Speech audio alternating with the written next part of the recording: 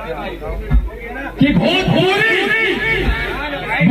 जगत में अगर किसी का भी नाम आएगा तो पावर स्टार के बाद आएगा।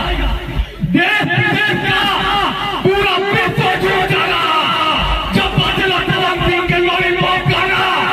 अरे तेरे के आगे ना के वाले ना के वाले पावर स्टार के लोगों में से सबके भागी पावर स्टार जिंदाबाद। भोजपुरी समाज भोजपुरी में पावर स्टार की जगह कभी कोई नहीं ले सकता।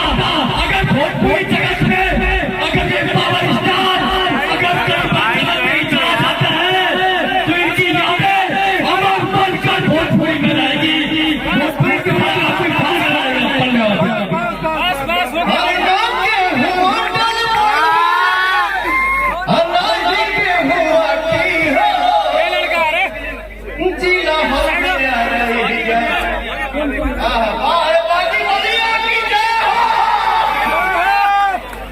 मरद हो